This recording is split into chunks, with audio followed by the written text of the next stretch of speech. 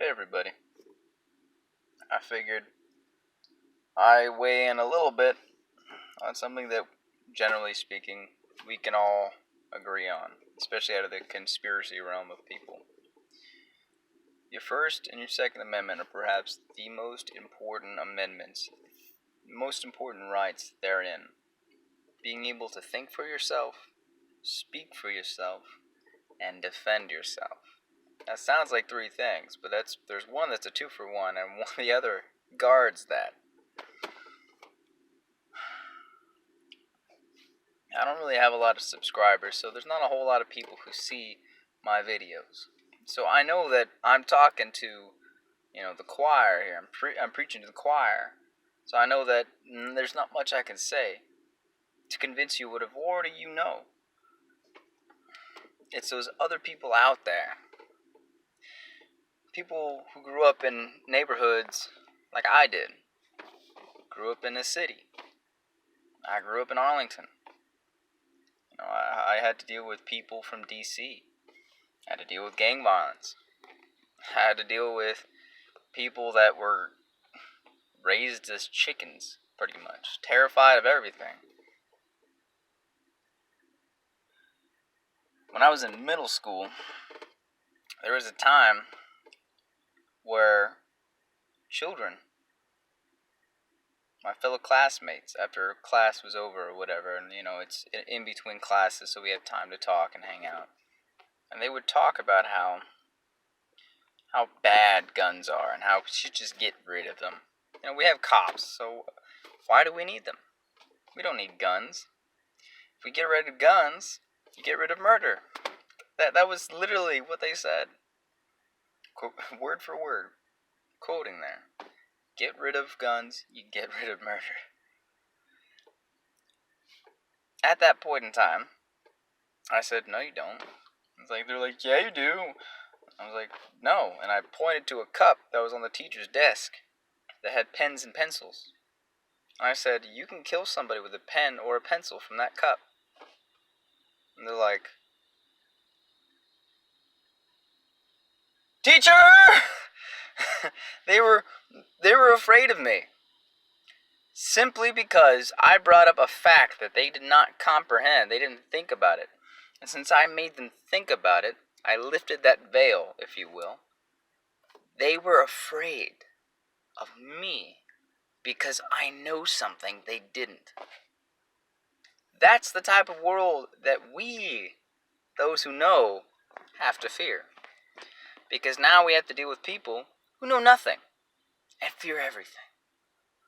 And so, because of that, then you get the boogeyman who puts on a nice smiling mask, who goes and gets them to believe whatever they fucking want to believe. Then it's just like, that boogeyman, all he has to do is you have to be afraid of people who look like me. Be afraid of white people. Be afraid of conservatives. Be afraid of, and I'm not saying I'm conservative, I'm just saying, let's play the charade show and get them to be afraid of something. Once you have a whole bunch of people who are just afraid of everything, it's just so easy to control them. Because then you just attach the things that you want them to want to things that they already do want and do like. And then you take the things that you know that they're going to be afraid anyways, and you attach it to people they don't understand. It's a simple method. The Greeks used to do it with their people. Romans did that with theirs. It's something that has been an age-old craft of the mind. And that's the problem that we have today. We have people who cannot comprehend. They're more afraid of the knowledge thereof than the actuality. Because if they were afraid of guns truly, then they'd be afraid of every officer that came around. They'd be afraid of every military member, of every military base nearby. They'd be afraid of all these things. But they're not. Because if they knew that it wasn't as simple as them being the Avengers, they're all capable and they have all these technologies, and they're just the heroes to save the day. If that was a truth to them, which to a lot of people it is, they legitimately think that there's a whole process and a whole situation that is incorruptible of good-hearted people to save the day. And they have all that they need to do it. That's what a lot of them think. So they think now they just have to get rid of guns between you and me, because since they can't comprehend having a weapon and being a part of that system, they want to make sure you can't either. Knowing to defend yourself is perhaps the most dangerous thing nowadays. Heck, I remember recently I've been trying to make a playlist for people so they can go through and see the self-defense, so they can just learn for themselves, just get a little bit of an idea so they can start their own path. Melee combat, non-lethal, lethal, with guns, without guns. The whole point I'm trying to make here is I want people to expand their mind. I don't need to be a teacher. I'm not good for that. However, I do know that there are things that are necessary to be seen, to be heard, to be taken in. Alright? Now, I've already wasted a lot of time on this video. The point I'm trying to make, from where I've grown up in the city, cities are the reason why that this nonsense is being pushed. Public schools in the city, like where I grew up at in Arlington, they literally tote the democratic liberal line. Trust the government.